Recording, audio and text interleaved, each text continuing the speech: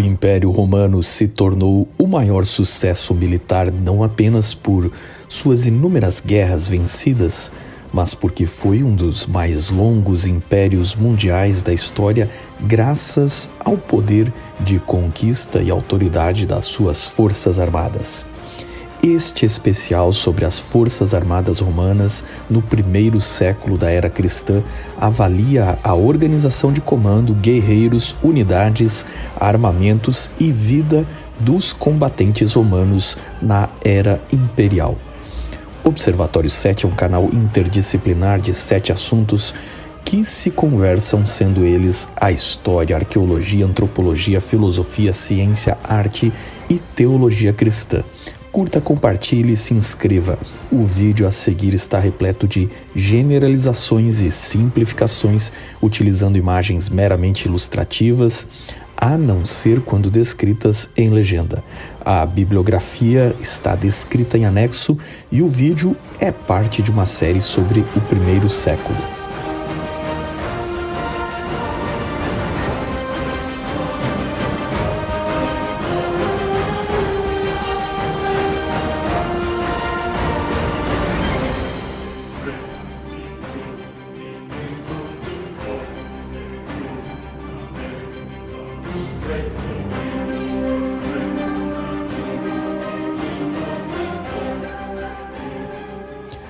Foi Otaviano, o César Augusto, o primeiro imperador, homem disciplinado e grande líder militar, quem organizou as forças armadas da era imperial. Os militares serviam a república em serviços de guerra, manutenção pública, incluindo obras e segurança sob o Senado. E por isso os legionários continuaram na fase imperial carregando o famoso SPQR, Senatus Populusque Romanus. Estima-se que suas tropas variaram ao longo do tempo entre 250 e 450 mil guerreiros que se estenderam desde a Bretanha até onde hoje fica o país do Irã. Recrutados aos 17 anos, eram rigorosamente treinados em ordem unida, técnicas de combate, serviços diversos, e eles serviam pelo menos 25 anos, seja combatendo ou executando serviços de ordem e construção para o Estado.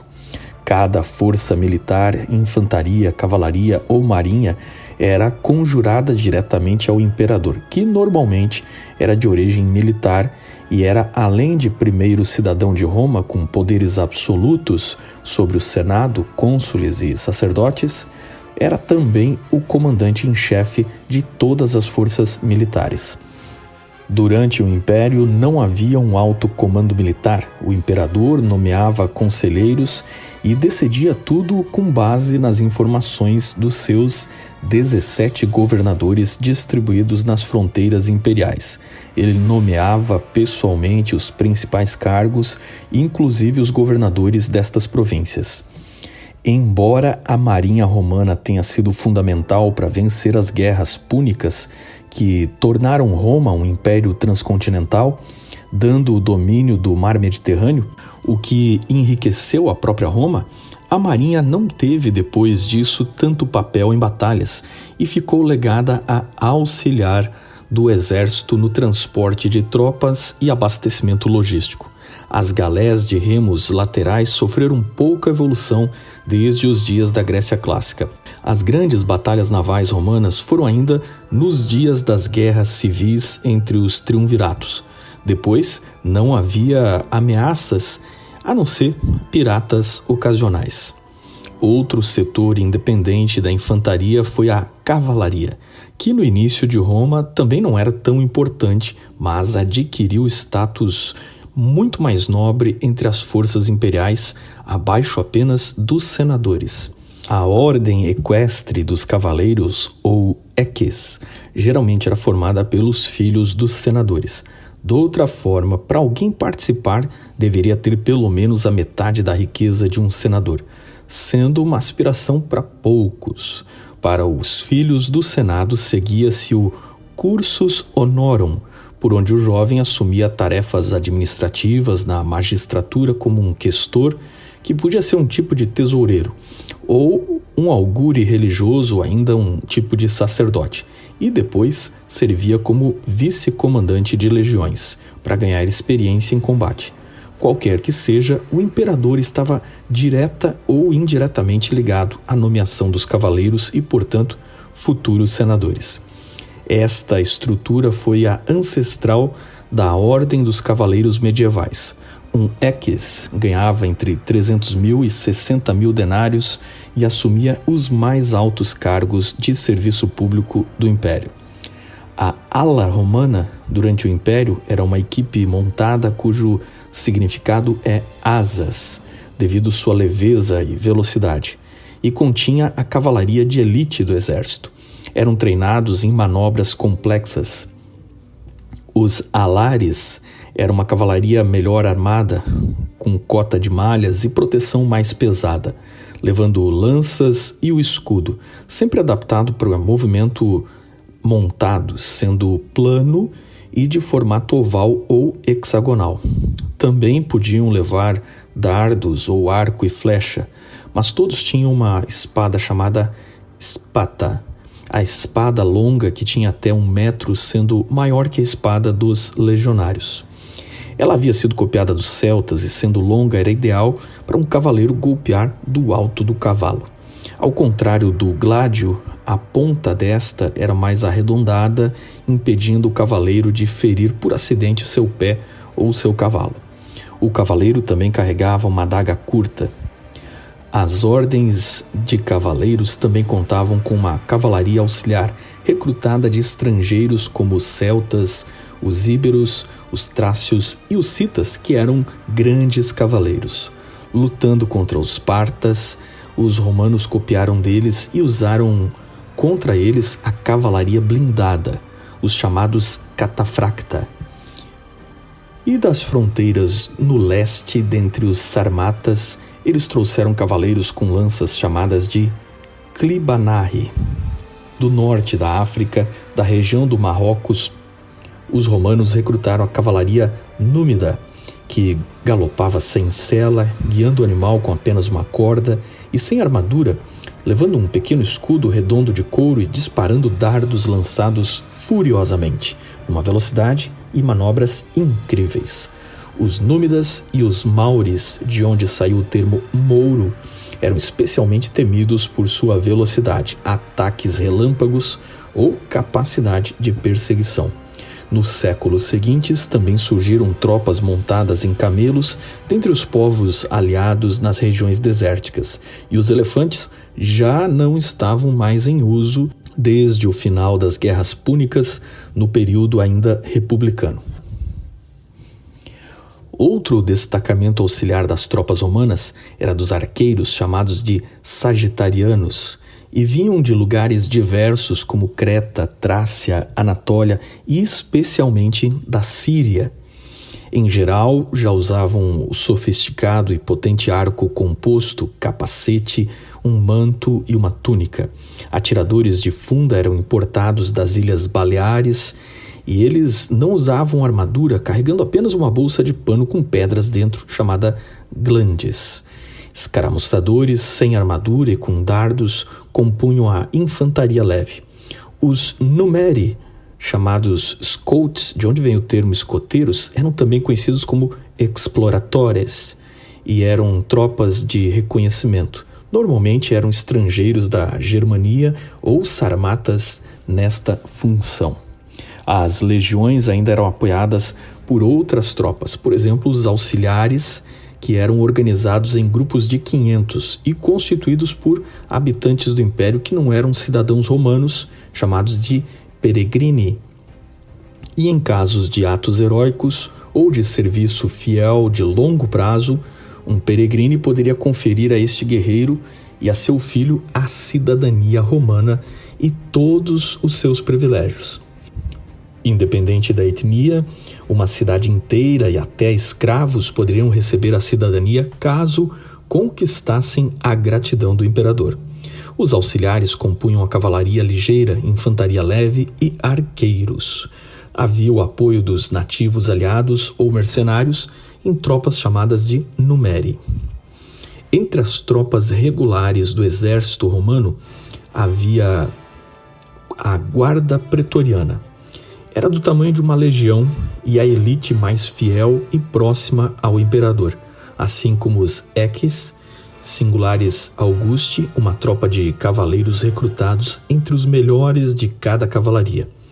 Estes serviam como guarda pessoal do imperador, mas com o tempo a guarda se tornou tão poderosa que chegava a ser uma ameaça ao próprio imperador, tendo poder inclusive de impor novos imperadores. Sendo os únicos autorizados a portar uma espada por perto do imperador, eles tinham alcance e foi pela mão deles, a guarda pretoriana, que Calígula caiu e Cláudio foi aclamado.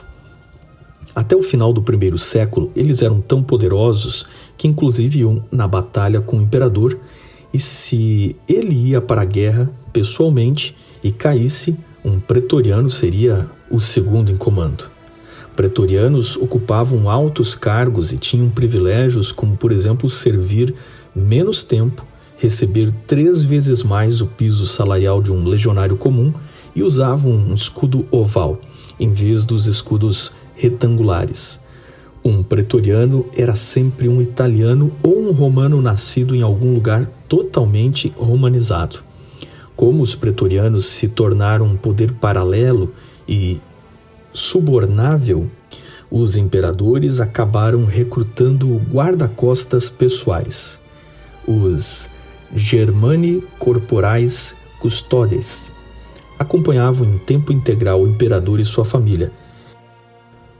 As cortes urbanas continham 3 grupos e estavam baseadas em Roma, sob comando do prefeito Urbis, o prefeito de Roma, para prevenir distúrbios, rebeliões populares ou de gladiadores, um tipo de polícia de Roma, mantendo a ordem pública, e uma destas para guardar a Casa da Moeda Imperial em Londunum, hoje a cidade de Lyon.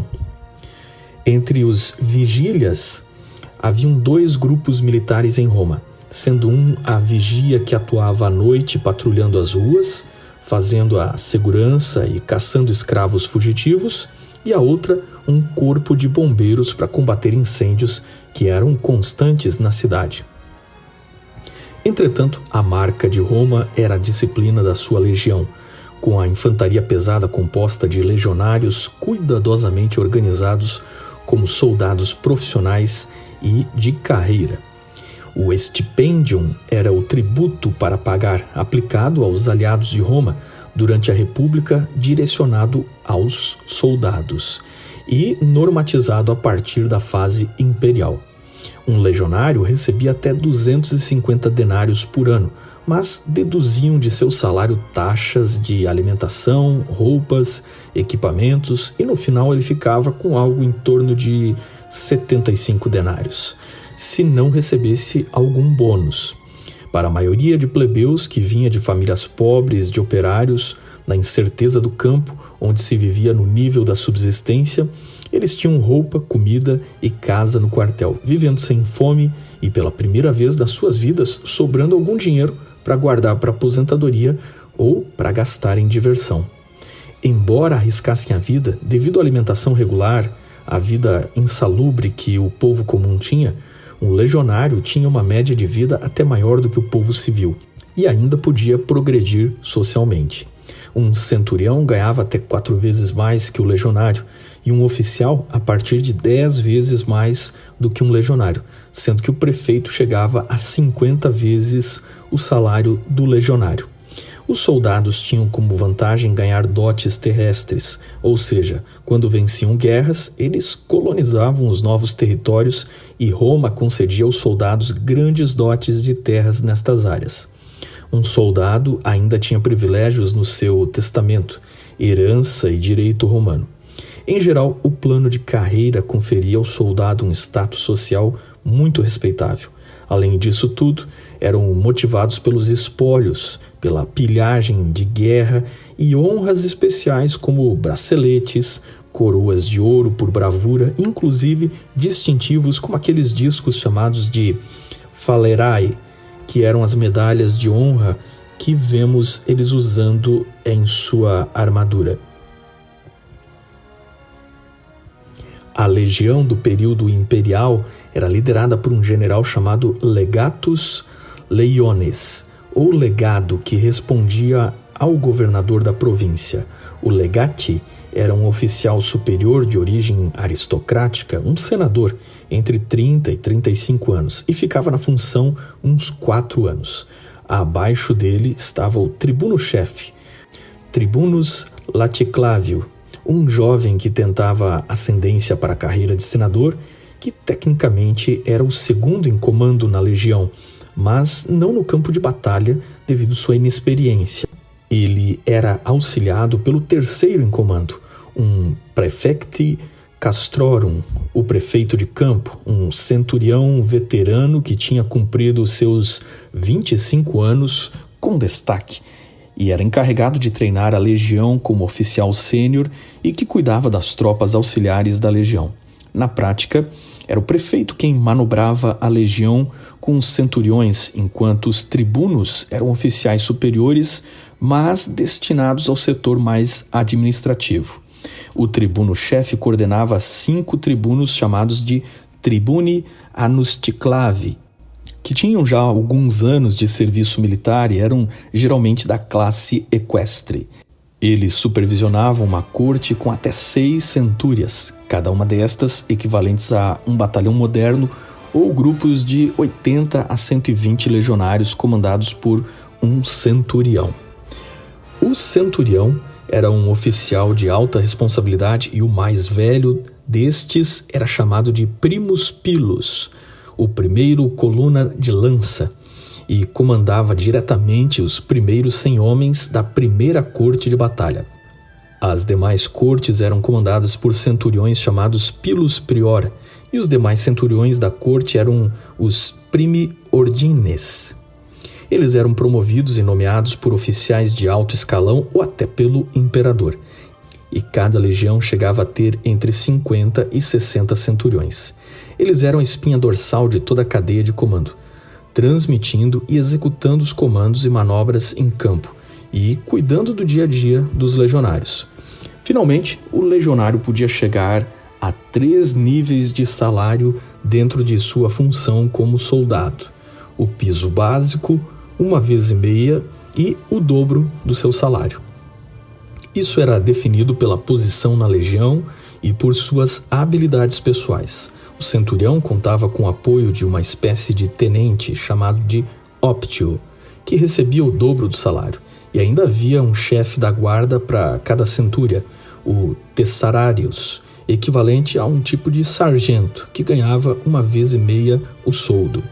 Cargos de serviço especial eram, por exemplo, o aquilifer, um soldado experiente e de confiança que carregava a águia romana, símbolo do império, símbolo do deus Júpiter, e que sob hipótese nenhuma poderia ser perdida. A maior desonra de uma unidade era perder sua águia. Quando as 3 legiões foram derrotadas na floresta de Teutoburgo, o nome dessas legiões foi apagado e os romanos ficaram ainda por décadas tentando recuperar as águias perdidas. Com o império, uma vez que o imperador era Pontifex Maximus, ou o sacerdote mediador entre os deuses e os homens, e decretado como sendo divino após a sua morte, os legionários também carregavam a imagem do imperador, onde outro legionário levava a imaginifer, ou a lança com o busto do imperador. Cada legião era numerada e recebia uma designação, demonstrando a região para a qual foi recrutada, como hispana, macedônica ou germânica. Às vezes o nome honrava um imperador, como Augusta ou Flaviana. Elas usavam símbolos e insígnias relacionadas com animais, como elefante, touro, águia, leão, lobo, ou símbolos mitológicos como Capricórnio, Centauro, Pégaso e outros. O estandarte era apoiado numa lança e carregado pelo vexillarius, um legionário que se destacava por estar coberto por uma pele de animal que podia ser de um lobo, leão ou até de um tigre. E junto a estes estava o cornicem, ou soprador de buzinas metálicas, equivalente ao corneteiro dos nossos exércitos. No barulho e gritaria da batalha, ele tinha importante papel de sinalizar comandos e evoluções. Também anunciava as trocas de vigílias e outros comandos. Todos estes serviços especiais ganhavam o dobro do salário de um legionário. Neste mesmo padrão salarial também estavam os evocatus, que eram homens que, depois de cumprir o serviço militar, por gosto e simpatia ao comandante, permaneciam no serviço e em sua total lealdade. Mas um legionário ainda podia ter melhor salário do que o piso ou ficar dispensado de serviços gerais se ele tivesse habilidades especiais que o conferisse o status de imunes, no qual se encontravam os engenheiros, os médicos, caçadores, escriturários, intendentes, carpinteiros, artilheiros, músicos, instrutores de armas. A legião precisava ser autossuficiente e valorizava quem pudesse ser um sapateiro, um ferreiro, trabalhador em couro ou qualquer outra habilidade especial que servisse à tropa. Todas as legiões eram capazes de construir cidades, túneis, pontes, muros e principalmente estradas com as quais poderiam mobilizar rapidamente o exército e alcançar seus objetivos. Os legionários eram organizados em tendas de 8 a 10 homens chamadas de contubernium, tendo em geral 2 para a logística de equipamentos dos 8 guerreiros e todos liderados por um decano. O decanus, ou chefe de 10, é o termo que mais tarde deu origem a outras funções do Império Bizantino, e na igreja, onde passou para o inglês como deão. Não havia nenhuma relevância para esta unidade no campo de batalha, mas apenas no acampamento, onde seria o equivalente ao esquadrão moderno. Em casos punitivos, toda unidade poderia ser punida por falta de alguém da equipe. As punições podiam ser perda de salário, rebaixamento, prisão, flagelo público, chicotadas, dispensa desonrosa e até pena de morte, onde o soldado era espancado até o fim por seus iguais. No caso da rebelião de uma legião inteira ou de uma centúria, sorteava-se 10 nomes e estes eram espancados até a morte pelos seus iguais, e isso era chamado de dizimação. Os soldados sobreviventes de uma dizimação eram obrigados a renovar o sacramentum, palavra de origem para sacramento, que vem do rito religioso de jurar e estar entregue aos deuses. E este caso, o legionário jurava lealdade ao imperador. Ainda dentro das centúrias, os soldados se dividiam em pequenas unidades de 8 legionários que dividiam uma tenda. No total da legião, haviam 10 cortes para cada legião, com sua cavalaria auxiliar em torno de 120 homens, chegando a 5.000 guerreiros. Essa cavalaria não contava entre as tropas auxiliares e era usada como escolta de oficiais, mensageiros e batedores da legião. O armamento individual de um legionário lhe dava segurança e apavorava o inimigo. Cada um portava um púgio, a adaga curta, uma afiada e pontiaguda gladius hispaniensis, a espada curta de 60 centímetros, usada presa ao quadril direito, tendo uma ponta longa e triangular feita para estocar. Entre as lanças havia a rasta, nome para uma lança de empurrar, e os dardos jogados pelos valites, que eram infantaria leve e escaramuçadores. O pilum, um dardo característico dos romanos, feito para perfurar escudos e dobrar-se com o peso do seu cabo de madeira, inutilizando o escudo para seu portador. Obrigava então o inimigo a largar o escudo e ficar indefeso. De fato, o pilum era especialmente eficiente para perfurar as armaduras. Entre as proteções corporais haviam vários tipos. Os oficiais poderiam usar a lorica musculata, uma ideia copiada dos gregos que originalmente trabalhavam em couro ou bronze, imitando o torso masculino idealizado, e com decoração com motivos mitológicos. Os modelos romanos terminavam em tiras de couro nos braços e cintura e eram a distinção de um oficial superior. A escultura do Imperador Augusto, hoje no Museu do Vaticano, mostra-o usando uma lórica musculata com figuras da deusa Vitória e inimigos sendo vencidos. Na época imperial, os legionários são facilmente distinguidos pela lórica segmentata, composta de tiras de metal, presas a tiras internas de couro. Os ombros recebiam tiras adicionais. A armadura podia ser dividida em 4 partes, facilitando para ser guardada ou carregada. Ela era uma proteção muito eficiente para a infantaria pesada e esteve em uso pouco mais de 100 anos, justamente durante o século de Cristo, caindo em desuso posteriormente por ser difícil de produzir, difícil de reparar e, pelo estilo de guerra, ir mudando e requerendo mais mobilidade. Mais antiga e que foi muito mais longe na história foi a camisa de malha, que foi copiada dos celtas e deu origem à lórica ramata, composta de anéis de ferro. Ela era muito manobrável, muito eficiente para desviar os golpes de espada. Outro modelo, mais usado por músicos, centuriões, porta-estandartes e cavalaria, era a lórica squamata, com escamas metálicas costuradas ou soldadas.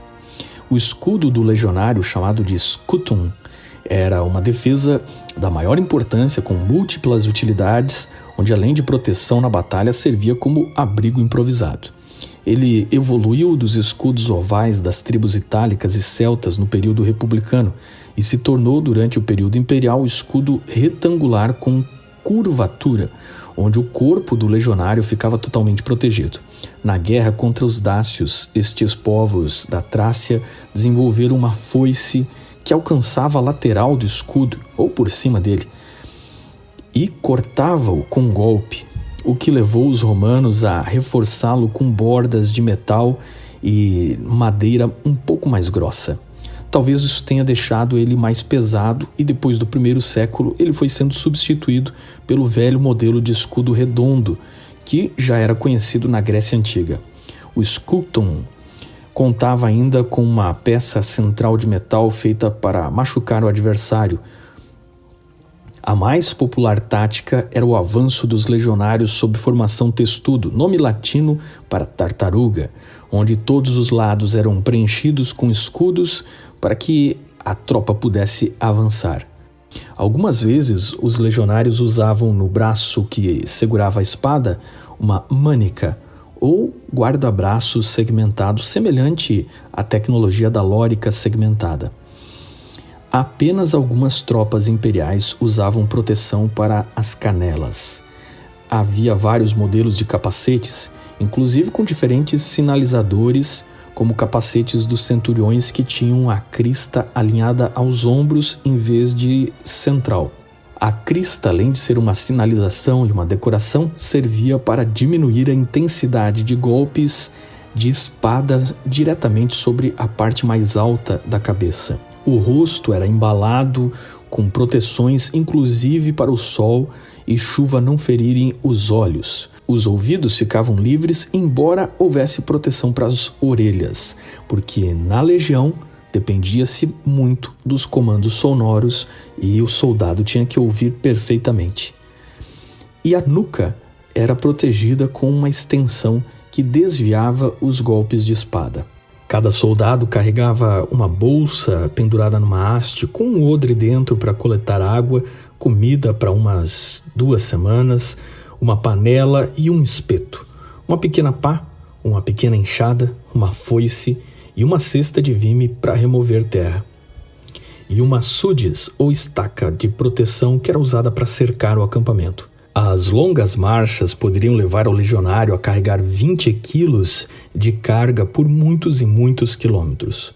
Uma legião consumia mais de 1 tonelada de alimentos por dia e, além de acabarem com as opções de caça na região e de tomarem todos os produtos dos terrenos capturados, as legiões contavam com linhas de suprimentos, normalmente abastecidas pela marinha, ou por pontos de apoio e fortalezas que conectavam-se através das estradas romanas. A falta de suprimentos pode ter sido motivo pelo qual Roma recuou no primeiro cerco de Jerusalém. A água nem sempre era potável e, com isso, os soldados romanos davam muita preferência para beber a posca, um vinho de baixa qualidade, meio com sabor de vinagre, mas que por si matava organismos estranhos na água. Na época do Império, os acampamentos já tinham hospitais de campanha com ervas para tratar doenças do estômago, ferimentos e inclusive com cirurgiões que desenvolveram as melhores peças cirúrgicas, tanto para arrancar flechas quanto para fazer amputações sem desenvolver infecções. É claro que não faltavam vítimas para testar as novas técnicas. Também faziam dissecações para aprender sobre o corpo e desenvolveram anestésicos com extratos de papoula. O valetudinário era o ancestral do nosso hospital e era construído anexo às fortalezas, sendo dirigido pelo óptio da equipe médica, que respondia diretamente ao prefeito. Estes médicos, além de isentos dos deveres militares, eram intelectuais que pesquisavam e copiavam os conhecimentos dos povos conquistados e chegavam a salvar 70% dos feridos. Eles já ferviam água com seus instrumentos cirúrgicos dentro para esterilizar e operar as pessoas e afastavam os feridos dos demais da tropa, tratando com mel e vinagre que tinham grandes propriedades contra infecções num mundo que nem sequer ainda conhecia os micro-organismos.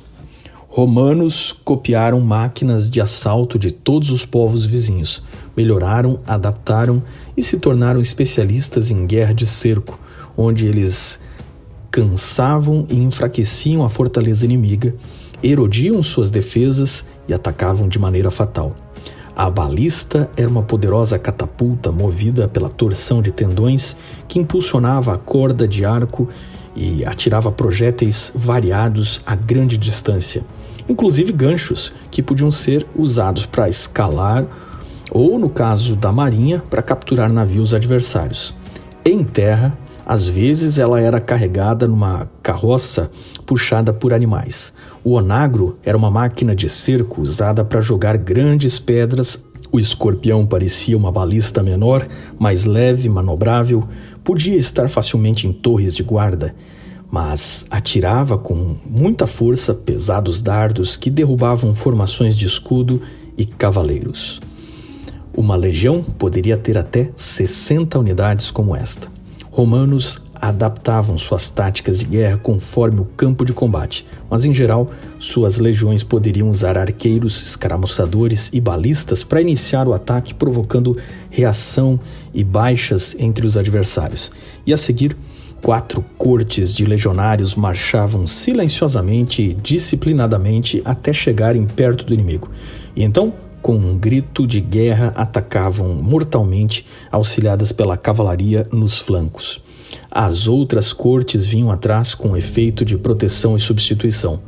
Romanos dispensaram os carros de combate que eles achavam inúteis porque não poderiam ser usados em qualquer terreno. E uma vez que um cavalo fosse ferido, todo o conjunto poderia ser capturado. As bigas e as quadrigas eram apenas para jogos nas arenas ou para os desfiles chamados de triunfos, quando o exército desfilava em Roma e os heróis eram ovacionados pelo povo. Roma ergueu-se através do exército e caiu por culpa do seu exército. Quando olhamos os próximos séculos, os equipamentos parecem regredir, as armas se tornam iguais dos seus inimigos mais fracos, a estrutura de comando se corrompe totalmente, a disciplina se perde e Roma termina como uma serpente que devora a si mesma, definhando o império mais duradouro e poderoso que o mundo ocidental já conheceu.